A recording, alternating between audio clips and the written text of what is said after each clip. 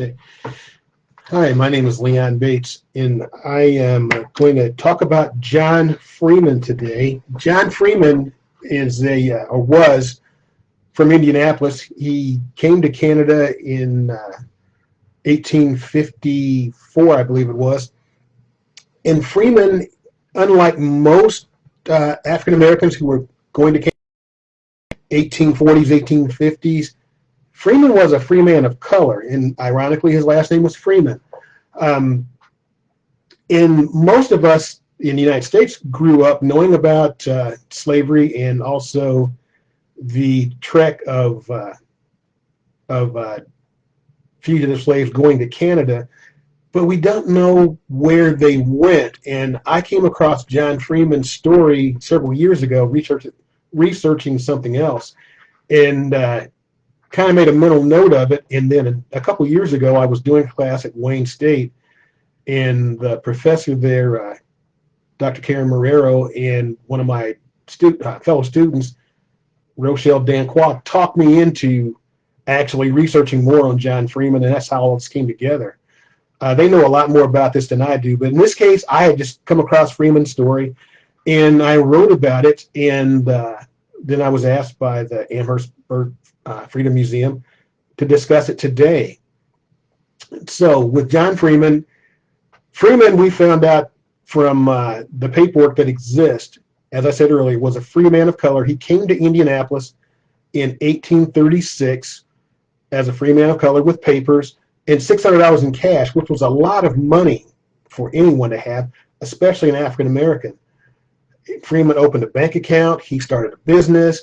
He purchased a farm and started farming. And he also opened a restaurant, which was on the main street downtown Indianapolis, where he was serving both black and white customers. And Freeman's restaurant was very well known, very well respected. And Freeman produced a lot of the food for the restaurant right on his own farm. John Freeman also married while he was in Indianapolis, and it just so happens he married a woman who worked for an influential white family. And I haven't found her maiden name yet, but her married name was Letitia Freeman. Letitia in 1850 was educated. She could read and write, which was very unusual that she could do this. And she worked in the home of Henry Ward Beecher. Beecher was an abolitionist in the United States, and he was a very outspoken abolitionist. But also, to this story, Henry Ward Beecher's sister, Harriet Beecher Stowe, was the author of Uncle Tom's Cabin, a book that was very widely circulated in the 1850s, 1860s about slavery and how brutal the slavery system was. So Freeman is known, he's well known to this group of people in Indianapolis. So in June of 1853, a man came to Indianapolis named Pleasant Ellington. And Ellington noticed Freeman from a distance and claimed him as his fugitive or runaway slave. And the United States had just passed the 1850 Fugitive Slave Act, which was the second federal slave act the United States passed. And with that 1850 Slave Act, it basically required every law enforcement officer in the United States to aid and to capture and return fugitive slaves to their owners. It also made it a crime for the average citizen to not help and to also to aid a fugitive slave. And the civilian population could be fined and or imprisoned for not helping or for aiding a fugitive slave. So the United States actually made fleeing slavery a federal crime in 1797, when the first Fugitive Slave Act was passed, and then they just intensified it in 1850. So John Freeman is working in Indianapolis. Ellington simply goes to a federal magistrate and claims Freeman as his fugitive runaway slave. And The process is typically when they did that, paperwork is filled out, the sheriff or the U.S. Marshal or the sheriff would go out and find the person, bring them in, confine them in jail. There'd be a cursory court hearing, and the person would be handed over to a slave catcher or to an owner and be transported back to slavery. It got really complicated with John Freeman because John Freeman was at home. The deputy U.S. Marshal went out and got Freeman, and under false pretenses talked Freeman into going to the magistrate's office, and then was confronted with being a fugitive slave.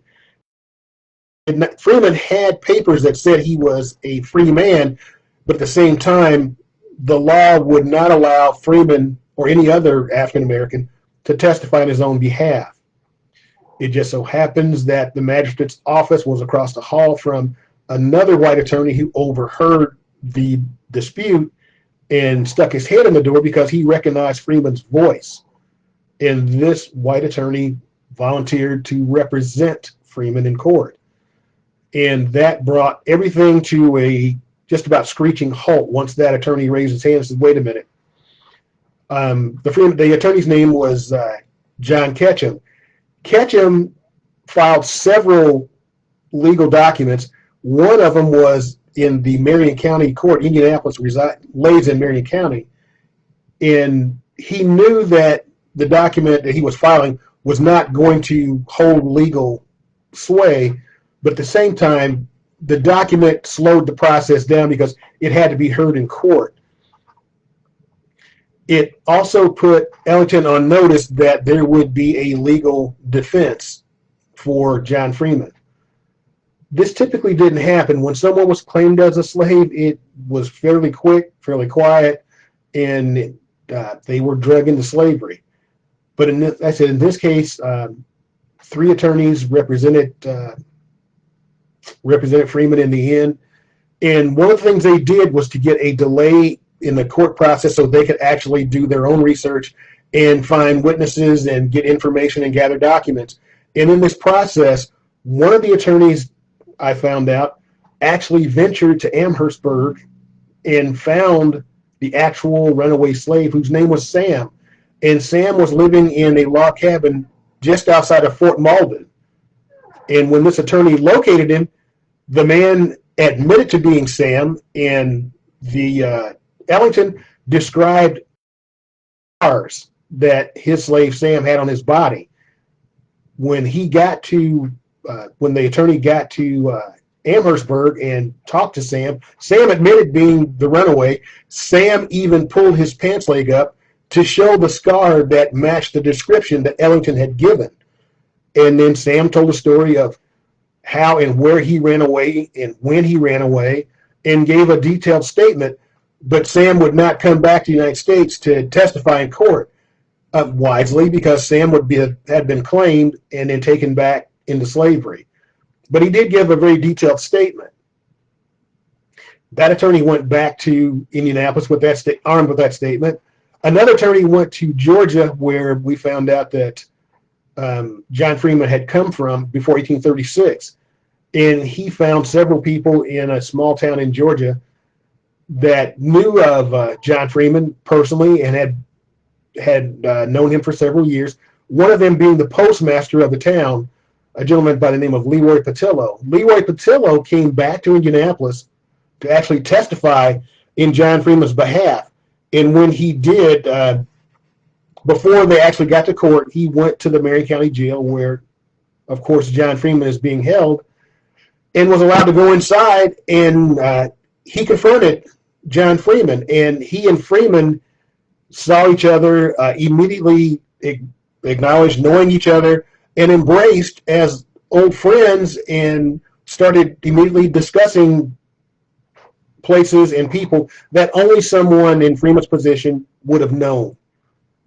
It was obvious to everyone who witnessed this encounter that Freeman did know Patillo, Patillo did know Freeman, and that they had a relationship. There were also documents located in Washington, D.C. and Virginia that spoke of John Freeman's past and talked of John Freeman's freedom. So it was becoming obvious over the weeks that John Freeman was not Sam, even though Ellington insisted that he was. One of the things that happened in this 9 weeks is that the U.S. Marshal returned to Indianapolis as John Freeman was placed in the Marion County Jail, and the U.S. Marshal ordered extra guards placed on Freeman because he was afraid that Freeman would escape or that the black community in Indianapolis would break Freeman out of jail. And this is indicative of what happened in 1831 in Detroit when Thornton and Lucy Blackburn, sometimes referred to as Ruthie Blackburn, were jailed for being fugitive slaves. And in their case, they were fugitives from Kentucky, and everyone knew it. And they were living in a small black community in Detroit. They were claimed. In Lucy's case, she was snuck out of jail by some of the women in town.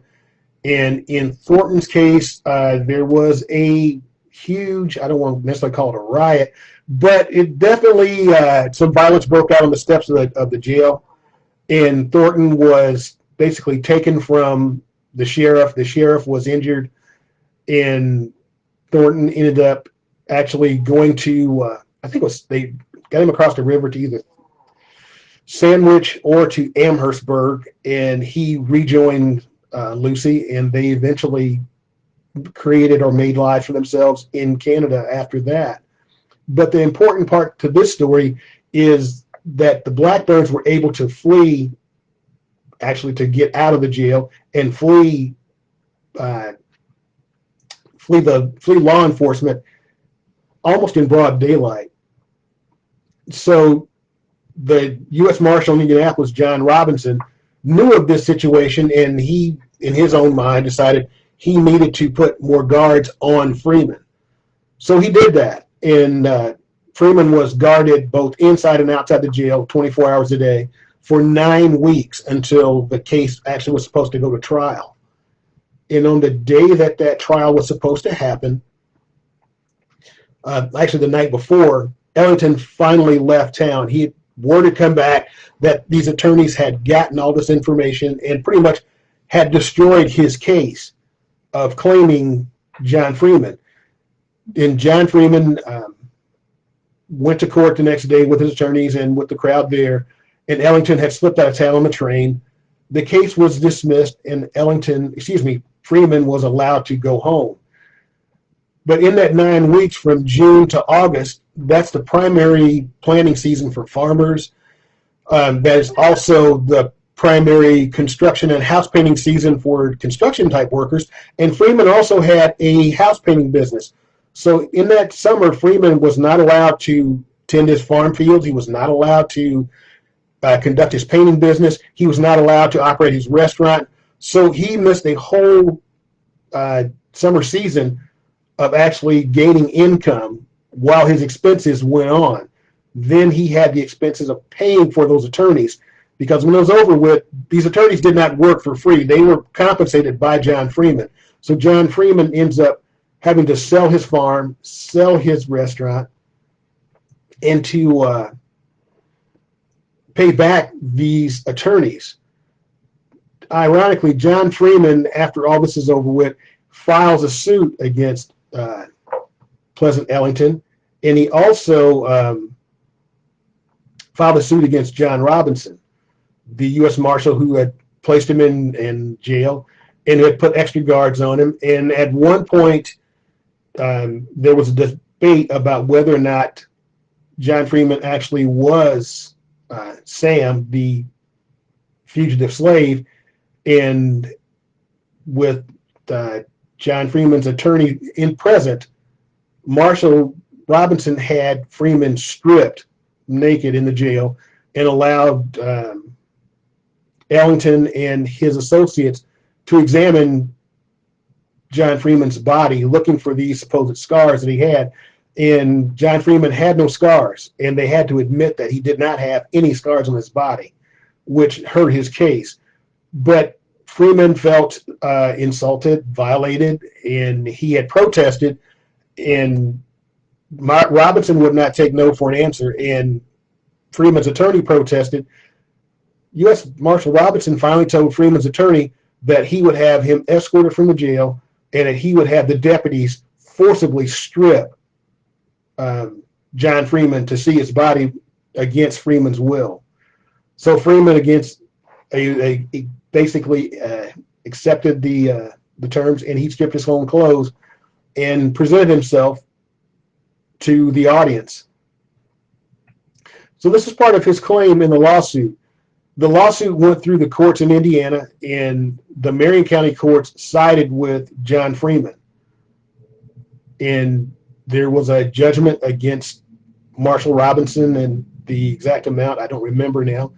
But the important part in this particular case is that he wins the lawsuit against Freeman, and then it is appealed to the Indiana Supreme Court. And the Indiana Supreme Court strikes down the judgment, saying that if Robinson wanted to sue, or excuse me, if Freeman wanted to sue Robinson, Freeman had to go to the county in which Robinson lived, which was Rush County, some 50 miles to the southeast, and file his lawsuit there.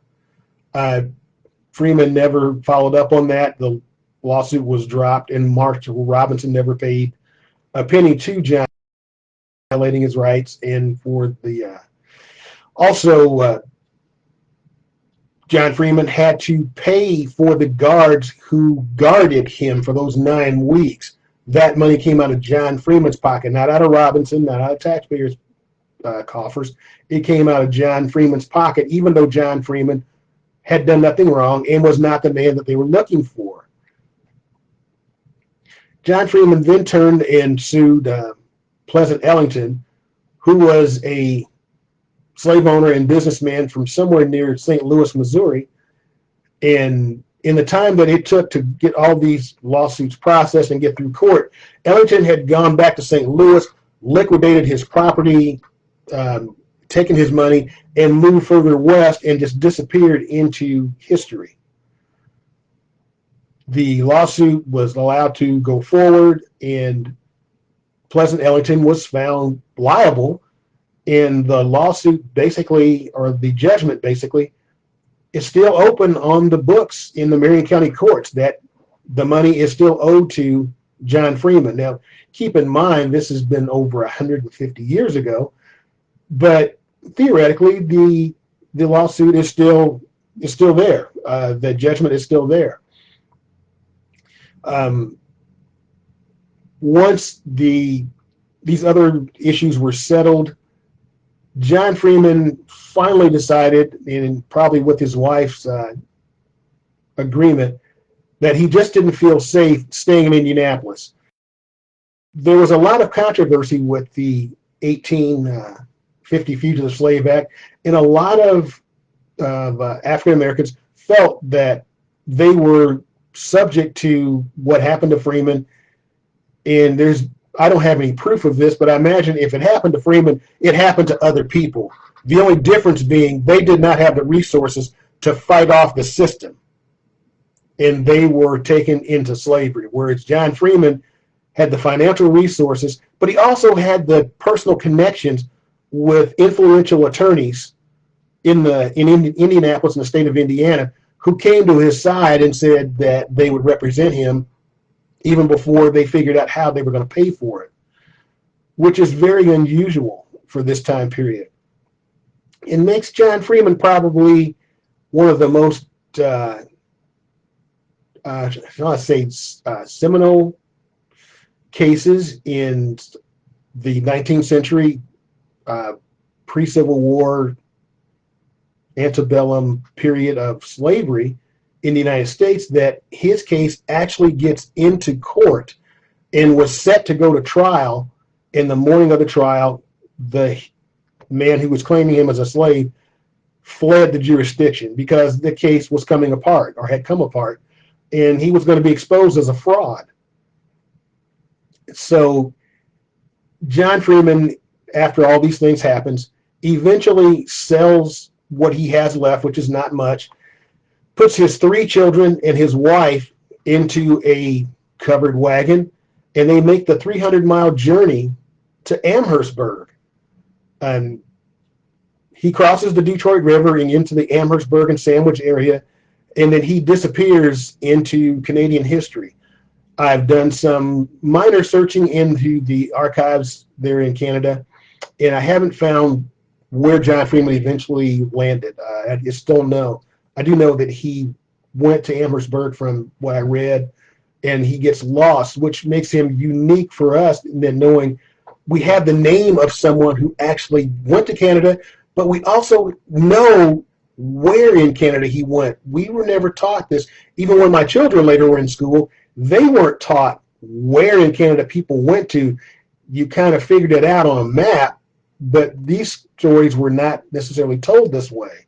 So we know John Freeman went to the Amherstburg Sandwich area and then he disappears, but he could have gone to Buxton, to Chatham, to Toronto, almost anywhere after he crossed the river. It would have been his choice. But I find it very ironic that John Freeman, actually a free man of color, and his wife was born free in free territory. His 3 children were born free. So you have a family of free people of color who actually flee the United States fearing enslavement by a federal law that does not allow them to testify on their own behalf, does not allow them to challenge the claim. They have to get a white person to do it for them. And it also puts, I should say it allows, or it put into the system, a perverse set of incentives. The judges and magistrates, the marshals and the sheriffs and other police officers were all given basically a bounty, a reward for every person who is taken into custody and then sent basically back, as they would say, quote, into slavery. But there is no incentive to make sure that those who are not enslaved, or those who have not fled slavery as a fugitive, are not put into a system where they don't belong or where they've never been. So there's the financial incentive for the judge and Marshall Robinson and all these others work to put John Freeman into slavery. But there's no incentive on the other side to make sure that he's not. Also, I found it interesting that when looking at this, it's not talked about in any of the accounts that I read, but in thinking about John Freeman's assets, I'm sure one of the things that Pleasant Ellington saw and thought about was that John Freeman was, for his time period, a fairly well-to-do African American. He had resources and assets that technically Pleasant Ellington could claim as his own, or claim as a just return for the lost services and income off of John Freeman for the nearly 10 years that Sam had been missing from Pleasant Ellington's plantation. Basically, anything Freeman owned would have belonged to Pleasant Ellington. And like I said, this would have made him an attractive target, if you will, at least in my mind. So, like I said, just the perverse nature of how the slavery system was set up, how it operated, and then how this whole thing took place is, when you think about it and you start to look at it in context of what else was going on. I didn't speak about Dred Scott, because the Dred Scott decision comes about 3 years after, or 4 years after, John Freeman. The Dred Scott decision is one of the most well-known Supreme Court decisions in the United States, where the United States Supreme Court basically says that African Americans have no rights that a white person has to respect. But before you get to the Dred Scott decision, you have the John Freeman case in federal court that would have, had it succeeded, maybe made the Dred Scott decision may have never happened, or it may have been very different. So John Freeman gets kind of forgotten as a figure that made a difference in how all these things were going to come to pass and work out. John Freeman also, another article I read, or somewhere I read, that in the 1870s in the United States, there was what was known as the Exoduster movement, which was African Americans were moving in mass in the 1870s to the Kansas Territory, which later became the state of Kansas. And it was suggested that John Freeman's wife and one of their daughters returned to the United States and became part of the Exoduster movement, and then they get lost in the history going to Kansas. John Freeman is suggested died in Canada before the Exoduster movement, and for whatever reason, Letitia and the daughter returned to the United States. I can't prove that. It was just something I had read somewhere, that this is what happened to them, that they actually came back, that John Freeman had died in Canada. And I think he died basically from natural causes of some disease. But I couldn't locate him once he went to Canada. And like I said, also the Thornton and Lucy Blackburn case plays a role into this. This case ties into, I believe, into the Dred Scott decision. There's also another case happens here in Indianapolis in 1825, where an African American is bludgeoned to death on the streets of Indianapolis on the 4th of July holiday. Independence Day is called here sometimes, or usually, at 3 o'clock in the afternoon. And this man also was a free person of color, and 3 white men who had been drinking got in a confrontation with him, and then he was beaten to death in the street. That incident was one of the ones that sparked the AME Church in Philadelphia, which had broken away from the Methodist Church, protesting segregation and other racial issues, and formed Bethel AME in Philadelphia. Later agreed to associate with a new church in Indianapolis, which became Bethel AME Church in Indianapolis in 1836, about the same time that John Freeman arrives. And in the 1850s, there were only 450 African Americans living in the city of Indianapolis at the time, which is a small town. It wasn't even a city. But here, what I think is important, again, is that AME Church is a part of Nazarene AME, or whatever it's called there in Canada. It's not American, but still, that's a part of that same denomination that now houses, or that now the Amherstburg Freedom Center is housed in. There's that connection between these churches, both sides of the river, that are working to undermine the whole slavery system in the United States. And they're actively doing it. The Bethel AME Church in Indianapolis, like I said, was formed not long after the man's name was John Tucker, was beaten to death in the streets in Indianapolis. They form and then become very outspoken and very radical in the anti-slavery movement. And John Tucker would have been a part of that congregation. I could not find his name in their records, but once Bethel started in 1836, Bethel AME became the primary church of worship for the majority of Indianapolis's African American population. Now, some of them had continued to attend the other local Presbyterian and other churches of other denominations, but a majority of them went to Bethel, and then later Second Baptist Church formed in Indianapolis, a primary African American church. So you had these 2 large African American churches that still exist in one form or another in this city, but their history goes back into actually the anti-slavery movement and fighting slavery, and to fight and struggle to keep people out of slavery. And John Tucker and John Freeman were both a part of that. And there's another relationship, as I said, with Amherstburg and with Canada. So we know where John Tucker went and why John Tucker went to Canada, how he got there, and I've just about the route that he took. It's interesting when you look at the U.S. U.S. highway maps, not interstates, the U.S. highways on the maps of the United States, those maps, or excuse me, those highways on the map typically go from town to town, and they connect all the smaller towns. They started out as ox path or wagon paths, and eventually were paved over and became U.S. highways. But prior to that, they were just the paths that people took to get from place to place.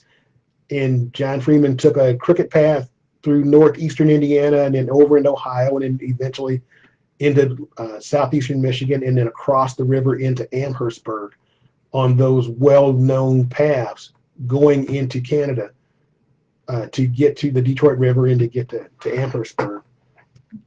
I'm going extremely fast here. What else can I say? John Freeman's story has been documented some by other people before myself. There is a historical marker in Indianapolis that marks where John Freeman's farm was. The area is now home to an office building and parking lot, and it's just north of the downtown Indianapolis area. And it's in that area that's in between the large commercial district and the beginning of the residential district of the city is where it's located currently. But if you went by there now, there is no indication that John Freeman had ever farmed there. The building where John Freeman had his restaurant was torn down a few years ago when the city did major renovations for a new downtown development. But there was a little narrow building there known as the Beehive Building on Washington Street, and that's where John Freeman's restaurant was located. And then several other businesses were in that building over the decades, including the Beehive Trunk Company, which is where the name of that building came from. Beehive made luggage, basically traveling trunks for people to put their possessions in and move. And that's where they were headquartered, in that building after John Freeman left Indianapolis. Oh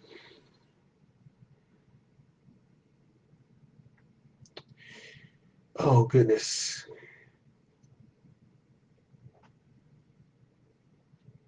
Lost my train of thought. If we were to look at how these things happen, Indianapolis was never on the leading edge of anti-slavery activity and was never on the leading edge of being known for its egalitarian thinking or egalitarian actions. It's rather strange that John Freeman's case actually comes out of Indiana. In fact, when the 13th Amendment was passed by the U.S. government, Indiana voted for the 13th Amendment, and then at the last minute, as the election happened and a new delegation of state representatives were taking their office, Indiana actually tried to rescind their vote and to put Indiana on the other side, on the pro-slavery side as opposed to the abolition side. And that's not always talked about in the history. There's a lot of things going on in Indiana and going on in the United States that are not as quite clear-cut as the history books have led us to believe, or just openly just left out and left us to come to our own conclusions, which are often ill-conceived or bad conclusions. In fact, most of the history of the people I just talked about, Freeman, Tucker, and some of the others, most of them you cannot even find, other than the old newspaper articles, mention of them in this city. They just disappear into the dust of history and into the darkness. There is a marker, for John Freeman. There is not one for John Tucker. We don't know where John Tucker was buried. We don't know where John Freeman was buried. We don't know what happened to Tucker's family. Tucker was a father of two. We don't know what happened to any of these people or where they went after their incidents, their brushes with the law. and what became of their families. It would be interesting to know, but it's going to take someone in Canada to try and follow up, or maybe someone listening to me today may know what happened to the Tucker family, or excuse me, the Freeman family once they got to Canada. They may have been just like the Blackburns, who eventually, if I remember correctly, ended up in Toronto finally and becoming successful business people in the Toronto area.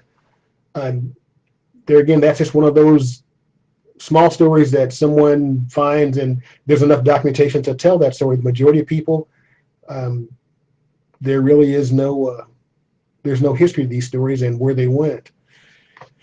Rather than ramble on, I'm going to do as suggested and try to answer questions for anyone. There are some here in the comments, and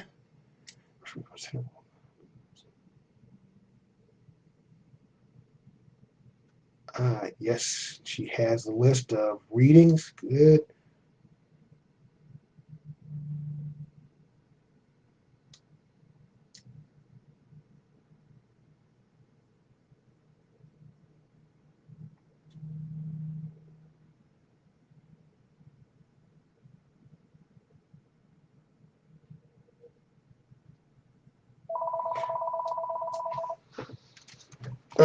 Someone's asking about information I may want on John Freeman. I would like to know what eventually happened to him, just to kind of close the book on John Freeman's family, where they landed and what became of them. It's not a big part of my research. I researched the late 19th, early 20th century, and I'm basically a historian of the Gilded Age and Progressive Era in urban history, in the intersection of race. So it would be nice to know it, but it's not one of my primary research areas. It was one I kind of gotten into by accident. It does play into a lot of my research is in violence and police violence. So it does go into that, and it's probably why I kind of hung on to it. So if someone there knows what happened to it, would be great. Maybe one day when I get time, I may come back to Canada and go to the archives. I've been to the libraries and archives a couple of times, and I've seen some of the old census records, but I can never be sure if the John Freeman I found in the census records was actually the one I was looking for. All the information just didn't quite line up, which that happens when you're dealing with these old handwritten records. I understand that, but I couldn't find enough to actually make me feel comfortable I had found the John Freeman. I think there's 4 listed in the records there in Windsor, in the library, in the old census records I found there. But who knows, there may be other old records, old church records that someone may know of or may have access to that may open a whole chapter of what happened to John Freeman on the other side of the Detroit River. Let's see.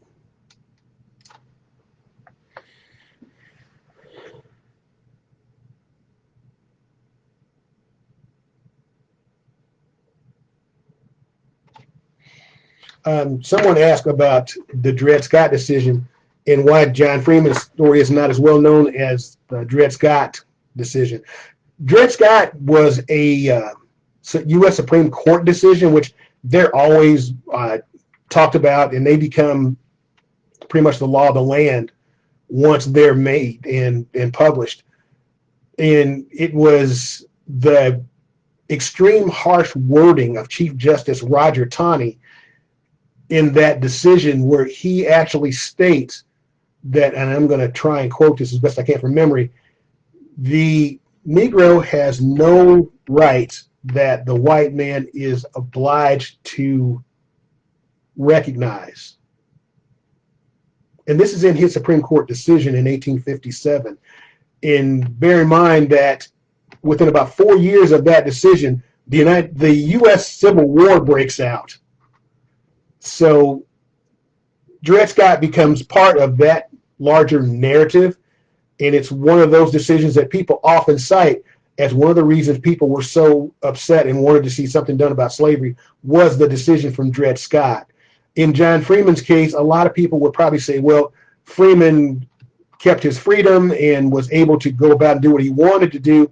But John Freeman, in the process, basically loses his home, loses his country. He has to leave the United States to protect his freedom. A lot of people, a lot of African Americans feared what would happen if they were ever arrested and dragged into this situation. And most of them did not have the resources to be able to defend themselves and try to fight off something like this. They would have just been carried off into slavery, and that would have been the end of it. That was another reason that the AME Church became what it was that the AMEs would they would stand up and fight. I mean, they would go to court. They would find white allies who would make the case for them in court. Sometimes they won, sometimes they lost. John Freeman, like I said, is the rarity where he actually had the resources himself to fight this case. Why it's not talked about, I'd have to only speculate that it was just not popular with the larger population to talk about a case that today we might see as patently wrong at the time and wrong today.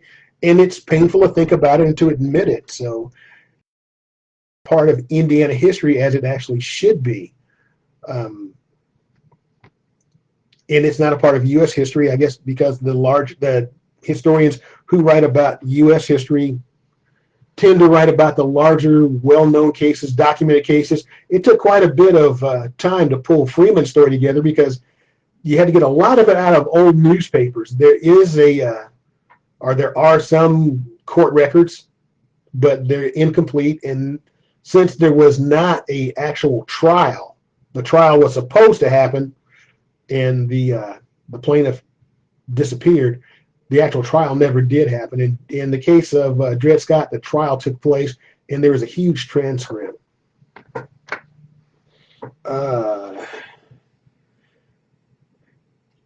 Someone wants to know, do you know if any of John Freeman's family returned to the U.S.?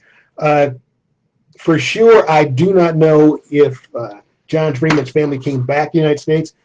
I read, and there was a piece of an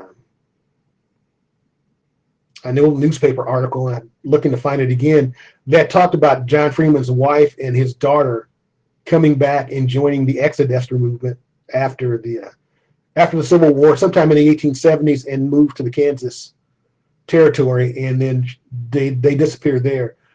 Another problem you have with researching this kind of history, we have to bear in mind that women often married and changed their names. So it's very possible that they could have come back, and between the census, the annual census, which is taken every 10 years, the daughter and wife could have both married. And not knowing those married names, I'd never find them in the records here. In the records in Canada, we'd have to be lucky enough to find what area John Freeman settled into and then research that area right now, other than knowing that he eventually started off in the Amherstburg Sandwich area. I don't know where he went or what became of them after that. Oh, looking for other comments.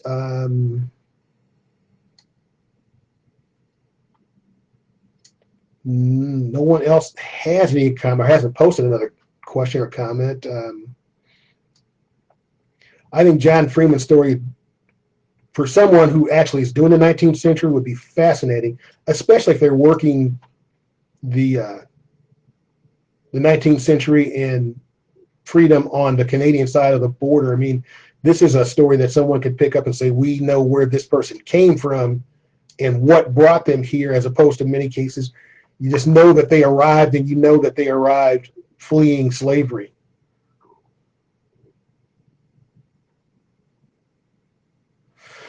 Someone's asking more about John Freeman's wife. I don't know a lot about her. Most of the information I found is about John Freeman. I don't even know her maiden name at this point. I do know that she was born free in Indiana. When, like I said, in the 1850s, there was only 450 African Americans total living in Indianapolis, and she was part of one of those families. If you wanted to try and figure that out, two children and two adults in each household, you're only talking about maybe 50 households. There's not a lot of people to sort through. I just didn't do it. But somehow John Freeman's wife becomes educated, which is not, I guess, too much of a stretch when you think about many of the churches operated schools, and there are many cases I found in the 19th century where African Americans were educated right alongside of white children in schools before the segregation problems start later in the 19th century. So it's not totally unheard of. They did do that in the North, which is where Indiana is. Technically, it's a northern state. So it is possible that she got educated right along with some of the white children in Indianapolis. And then once her children are born, she helps to educate her children and probably gets them enrolled in a school somewhere in Indianapolis. But that's about all I know of her, unfortunately. I do wish I knew more about her. I think she's a fascinating character, but there's just not a lot of information out there.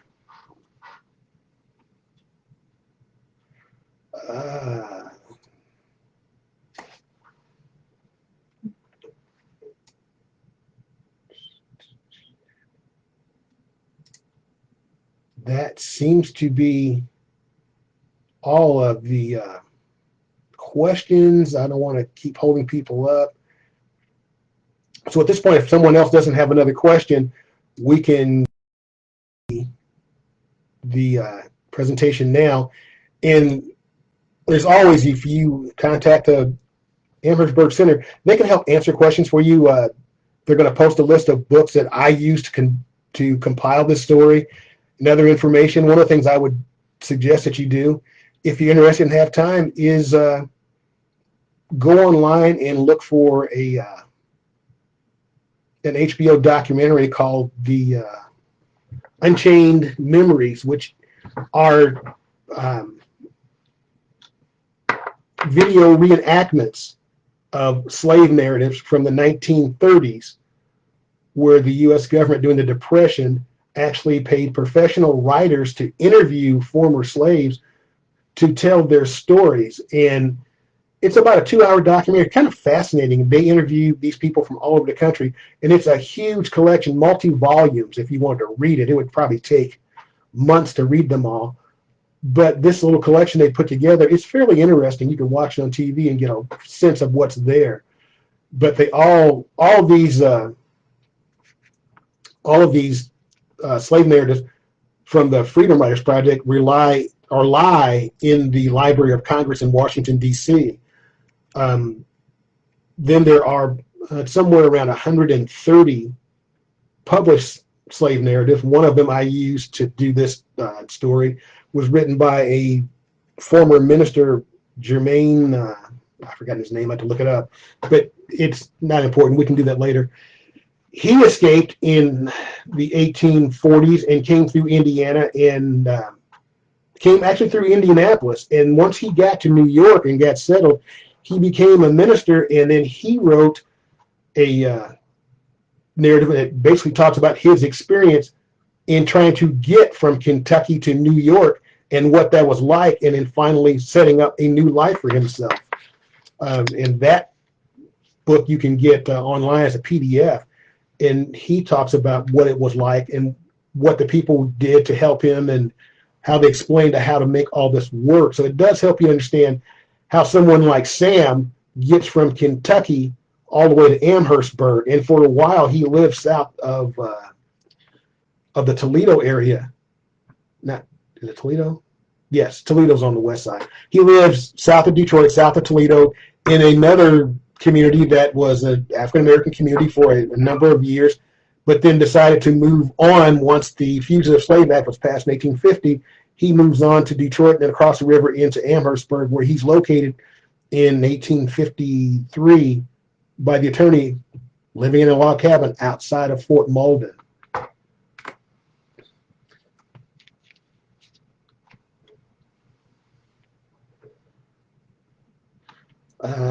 With that, I'd like to thank folks for watching and listening to me. I'd like to thank the Amherstburg Center for asking me to do this. I'm I'm more of a historian than I am a professional narrator, so don't blame Amherstburg. This is me. But thank you again for listening, folks, and I hope you will tune in again.